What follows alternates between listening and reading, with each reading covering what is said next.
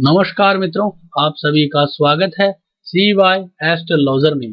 आज हम बात करेंगे नीच के बृहस्पति के बारे में, यानी नीच का बृहस्पति या नीच का गुरु। तो गुरु महाराज जो है वो मकर राशि में, यानी कि 10 नंबर मकर राशि जो शनि महाराज की राशि है उसमें नीच के होते हैं। तो नीच के गुरु क्या फल देते हैं और क्या उसका हमारे ऊपर इफेक्ट पड़ता है। तो नीच का हो चाहे उच्च का हो, एक थ्योरी जो है वो निर्धारित कर दी गई है दोनों चीजों के लिए। यानी कि अगर कोई प्लेनेट उच्च का हो जाता है तो उसके लिए कहा गया है कि अगर कोई प्लेनेट उच्च का हो गया तो वो बाध्य हो गया अच्छे रिजल्ट देने के लिए, और अगर कोई प्लेनेट नीच का हो गया तो वो बाध्य हो गया बुरे रिजल्ट देने के लिए। यानी उसको हमेशा मतलब नीच के प्लेनेट को हमेशा ही मार के या फिर उसको रेमेडीज करने के लिए ही काम में लिया जाता है। यानी कि उस प्लेनेट्स के आप हमेशा डरो और उससे रेमेडीज करते रहो। लेकिन हकीकत में बात ये नहीं है। क्यों नहीं है? क्योंकि हम उसको अच्छे से फलित ही नहीं करते हैं। जब हम ये देख लेते हैं कि वो प्लेनेट नीच का हो गया तो हम उसकी जो तह तक, यानी कि उसके जो गहराई है उसमें हम जाते ही नहीं है, बस उसको वहीं से दरकिनार कर देते हैं, उस भाव को ही छोड़ देते हैं। ऐसा नहीं है। आपको उस प्लेनेट की एक्चुअल पोजीशन देखनी होगी कि वो प्लेनेट कहाँ बैठा है, क्या कर रहा है और वो किस मोड पे बैठा है। यानी कि हमारे जीवन के अंदर जो कोई भी पार्ट्स है, यानी कि हमारा जो जीवन है उसमें उसका क्या रोल है। वो नीच का है तो भी उसका क्या रोल है, उच्च का है तो भी क्या रोल है। अगर वो बुरा रिजल्ट दे रहा है तो कौन सा रिजल्ट बुरा दे रहा है, अच्छा रिजल्ट दे रहा है तो कौन सा रिजल्ट अच्छा दे रहा है, ये हमको कुंडली में देखना होता है। ये हमको चीज को फलित करना होता है। तो जैसे आप ये देखिए, गुरु महाराज जो हैं वो 5वें भाव में यानी 5वें घर में नीच के हुए हैं। तो आप ये देखिए, ये जो 5वां घर है ये बहुत बड़ा है, यानी 30 डिग्री का घर है। ये जो कुंडली है वो 360 डिग्री की होती है और हर घर जो है वो 30 डिग्री का होता है। तो यानी कि 30 डिग्री का जो हाउस है, अब उस हाउस को हम क्या मानेंगे। यानी कि मान लीजिए गुरु यहाँ पे पंचम भाव में नीच के हो गए तो प्यार से रिलेटेड जो भी कार्य है उनमें बाधा आएगी, और हमारे जो शरीर में पेट है, यानी 5वां भाव जो पेट का होता है, तो पेट संबंधी प्रॉब्लम आएगी और हमारे पुत्र संबंधी भी प्रॉब्लम आएगी, एजुकेशन में भी प्रॉब्लम आएगी। ऐसा नहीं है, क्योंकि गुरु महाराज जहाँ पे बैठे हैं हमको वो डिग्री कैच करनी है, वो चीज कैच करनी है कि एक्चुअल में वो कहाँ बैठे हैं और क्या रिजल्ट देंगे। तो ये चीज हमेशा याद रखिए कि एक ही थ्योरी पे न जाए कि नीच का प्लेनेट जहाँ बैठ गया उस घर के फ्लो में कमी कर देगा, जहाँ देखेगा उस घर के फ्लो में कमी कर देगा और जिस घरों का मालिक होगा उसके भी फ्लो में कमी कर देगा। ऐसा नहीं है।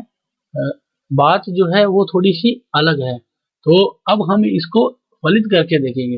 तो गुरु महाराज जो है इस घर में 14.23 डिग्री बैठे हैं, यानी कि हमको गुरु महाराज की एक्चुअल पोजीशन बता दी गई है। यानी कि गुरु महाराज 14.23 डिग्री श्रवण नक्षत्र दूसरा चरण, यानी कि ये एक एड्रेस की तरह है। जैसे हम किसी को मतलब मेल करते हैं या कोई लेटर भेजते हैं तो उस पे हम एड्रेस लिखते हैं, हाउस नंबर, गली का नंबर और जो भी है, विलेज है, टाउन है, स्टेट है, जो भी है, तो ये पूरा एड्रेस है गुरु महाराज का 14.23 डिग्री श्रवण दूसरा चरण। ये चीज हमको बताएगी कि गुरु महाराज क्या रिजल्ट देंगे, क्यों देंगे, क्योंकि गुरु महाराज जो आ ही रहे हैं तो हमें ये देखना है कि गुरु का क्या रिजल्ट आता है, गुरु किस घरों का मालिक है।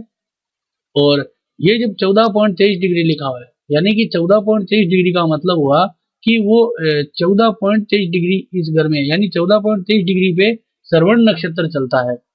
ये जो गुरु है वो श्रवण नक्षत्र में है। अगर गुरु यहाँ पे 23-24 डिग्री होते या 26-27 डिग्री होते तो धनिष्ठा नक्षत्र में होते। और कौन सा प्लेनेट जो है वो किस नक्षत्र में, तो नक्षत्र का रिजल्ट मिला, यानी नक्षत्र लोड भी मिल गया, तो नक्षत्र लोड का क्या रिजल्ट होगा। तो इसके लिए हमें यहाँ पे इसकी डिटेल नीचे देखनी होगी। गुरु महाराज मकर राशि और शनि है जो राशि का स्वामी है मकर का, और श्रवण नक्षत्र है, और श्रवण का जो मालिक है वो चंद्रमा है, और उप नक्षत्र गुरु का है। तो गुरु जो है वो उप नक्षत्र में है। तो अब आपको देखना है कि गुरु महाराज क्या रिजल्ट देते हैं। तो गुरु महाराज के भाव कौन से हैं? तो गुरु महाराज 5वें भाव में बैठे हैं, और किन घरों के मालिक है? चौथे घर के मालिक है और 7वें घर के मालिक है। तो आपको यहाँ पे अगर देखोगे तो ग्रह लिखा हुआ है, और ये ग्रहों का एक भाव का टेबल है। देखिए ग्रह जो है वो इन इन भावों को सिग्निफाई करते हैं, और ये टेबल के थ्रू भावों का रिजल्ट देते हैं। यानी कि गुरु महाराज 5वें, चौथे और 7वें भाव है। तो यहाँ पे लिखा है 4, 7 और 5। फिर चंद्रमा देवता है, यानी चंद्रमा जो नक्षत्र है, यहाँ पे लिखा हुआ है नक्षत्र जो है वो 11वें भाव में उनकी राशि आ रही है चंद्रमा की, और वो स्वयं बैठे हैं लग्न में। तो ये चीज हमको लेनी है। तो यहाँ पे लिखा हुआ है 11, और एक उप नक्षत्र जो गुरु का है, तो वो गुरु सेम है, चौथे घर के रिजल्ट दे रहे हैं, 5वें के दे रहे हैं, और 7वें के दे रहे हैं। तो ये क्या दर्शाता है? ये दर्शाता है कि गुरु ने 7वें घर के भी रिजल्ट दिए हैं, गुरु ने 11वें घर के भी रिजल्ट दिए, क्योंकि चंद्रमा इनके नक्षत्र में है। तो यानी कि गुरु महाराज चंद्रमा के नक्षत्र में है, तो 11वें घर के भी रिजल्ट दिए। तो ये दर्शाता है कि गुरु महाराज यहाँ पे मेरिज को दर्शाते हैं। मेरिज को कैसे दर्शाएंगे? क्योंकि 7वां जो घर है, यानी गुरु ने 7वां प्लेनेट में भी दिया और उप नक्षत्र में भी दिया। तो 7वां जो घर है वो हमारी पार्टनरशिप का है, शादी का है। तो 7वां घर जो है वो यहाँ पे दर्शा रहे हैं गुरु महाराज। तो इसका मतलब है कि 7वें घर के साथ नक्षत्र में 11वां घर भी दर्शाते हैं। 11वां घर जब जो होता है वो लाभ का होता है, तो फिर वो 7 और 11 बन गया। तो 7 और 11 का मतलब होता है कि गुरु महाराज जो है वो मैरिज को दर्शा रहे हैं। तो अगर आपकी मैरिज संबंधी कोई प्रॉब्लम आ रही है, तो गुरु का जो पुखराज होता है उसको पहन लीजिए, और आपको 100% इसमें रिजल्ट मिलेगा, और आपकी मैरिज जो है वो आराम से हो जाएगी। गुरु महाराज जो है वो मैरिज को दर्शा रहे हैं। यहाँ पे एजुकेशन में भी अच्छे लेवल को दर्शा रहे हैं, क्योंकि 5वां भाव आ रहा है, और उसके साथ जो है चंद्रमा का जो है 11वां भाव भी आ रहा है। याद रखिए किसी भी प्लेनेट को रिजल्टों में उतार चढ़ाव लाने का सबसे बड़ा जो भाग होता है वो होता है उसके नक्षत्र लॉर्ड का, कि उसका नक्षत्र लॉर्ड कहाँ बैठा है, यानी कि नक्षत्र लॉर्ड कहाँ जा रहा है।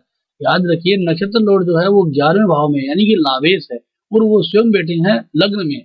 ये बहुत ही अच्छी बात होती है कि कोई भी प्लेनेट अगर वो लावेश होता है और वो लग्न में बैठ जाए, तो ये बड़ा ही उत्तम संयोग होता है। तो ऐसा उनको मिला है गुरु महाराज। तो गुरु महाराज की जो भी निष्ठा थी वो मंगल ने यहाँ पे अपने अच्छे रिजल्टों के कारण बदल दी। तो आपको ये देखना है कि अब गुरु महाराज जो है वो बहुत योग कारक हो गए। अब नीच का गुरु नहीं रहा है, क्योंकि गुरु जो है वो चंद्रमा के साथ आ गए हैं। तो इसको आप ये मान सकते हो कि इसको गज केसरी योग भी कह सकते हो। ये भी एक योग बन जाता है यहाँ पे, लेकिन ये नीच का हो गया तो लोग मानेंगे नहीं। लेकिन आप यहाँ पे गुरु से संबंधित बहुत सारे रिजल्ट ले सकते हो, एजुकेशन में भी और मैरिज में भी। तो ये जो मेरी वीडियो है ये काफी लोगों के गले नहीं उतरेगा, क्योंकि मैंने नीच के प्लैनेट्स का बुखराज भी बताया और उसके अच्छे रिजल्ट भी बताए। जबकि नीच के प्लैनेट्स का कोई भी व्यक्ति अच्छा रिजल्ट नहीं बताता है, लेकिन रिजल्ट जो है वो कुंडली और सॉफ्टवेयर और ये सब जो चीजें हैं वो मिलके बनाती है। मैं अपने घर से नहीं बनाता हूँ, आपके सब सामने है। और वो ये आपने सबने रूल सुना है कि 7वां घर ही मैरिज का होता है और 11वां जो है वो लाभ का होता है। जब मैरिज के साथ लाभ आए तो उसमें निश्चित है कि आपकी शादी होनी ही है। तो हमेशा याद रखिए रूल जो है वो कभी नहीं बदलते, बस देखने का नजरिया बदलता है। हमेशा याद रखिए नीच का प्लेनेट हो या उच्च का प्लेनेट हो, एक्चुअल में रिजल्ट जो आता है वो उसकी डिग्री और उसके जो नक्षत्र लॉर्ड हैं वो कहाँ बैठे होते हैं, वो चीज देखने से हमें बहुत ही सटीकता में रिजल्ट मिलता है और हमें काफी कुछ फायदा होता है। तो एक मैं आपको उदाहरण और देता हूँ इसमें, जैसे कि हम यहाँ पे डेट को जो चेंज कर देते हैं, जैसे कि ये गुरु यहाँ पे 14.23 डिग्री है, तो इन्होंने अच्छे रिजल्ट दिए। अब हम इसको डेट को चेंज करते हैं, यानी कि इसको हम ये करते हैं धनिष्ठा नक्षत्र में ले जाते हैं। तो हम इसकी जो डेट है वो यहाँ पे कर देते हैं लगभग 20 और 2 महीने आगे कर देते हैं इसको, मार्च अप्रैल सॉरी, और टाइम में कर देते हैं इसका 17 5 बजे। हाँ, ये अब देखिए जो है सेम ही कुंडली है, कन्या लगन की वो भी कुंडली थी, ये भी कन्या लगन की ही कुंडली है।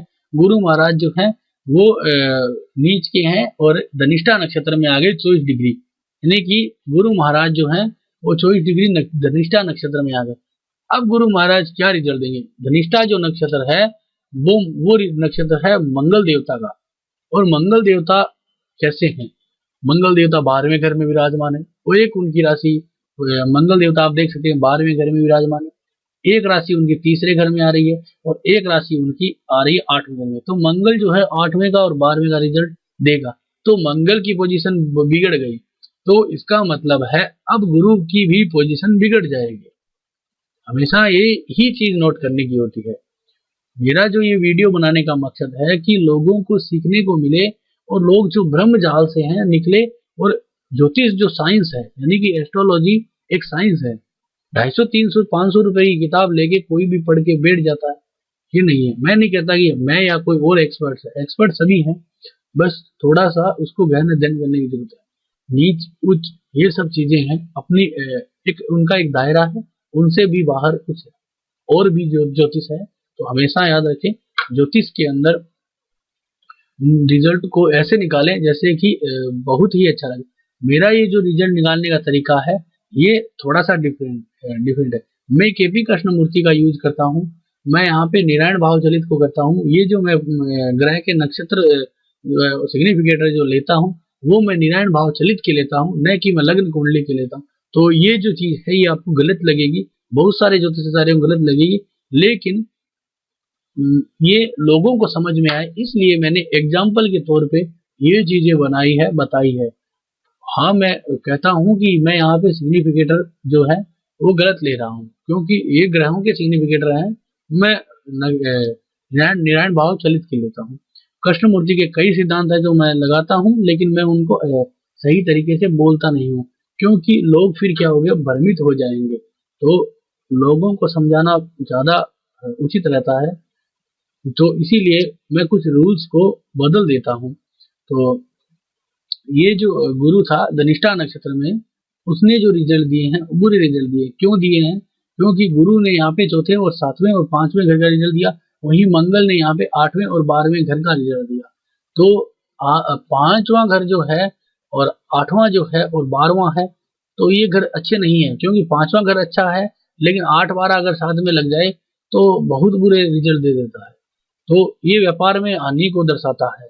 और 7-8-12 जो है यानी कि 7वां जो घर है उसका जो कसफल सब लोड है अगर 8वें और 12वें को सिग्निफाई करता है, तो इसका मतलब है कि इंसान बहुत एनर्जेटिक होगा, यानी अग्रेशन में रहेगा। उसका जो मतलब बहुत ज्यादा गुस्से वाला होगा, वो अंगारक योग की तरह माना जाएगा, यानी कि वो लड़ाई झगड़े में ज्यादा बिलीव करेगा। तो ये चीजें आपको देखने को मिलेगी।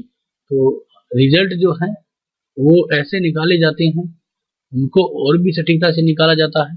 कई तरह के ज्योतिष हैं और कई तरह के ज्योतिष के नियम हैं। तो मेरा ये जो वीडियो था वो आपको कैसा लगा आप जरूर बताएं। कुछ गलती रही होगी और कुछ कमियां भी रही होगी तो आप जरूर लिखें, और कोशिश करूंगा अगले वीडियो में कुछ सुधार करने की। तो धन्यवाद दोस्तों।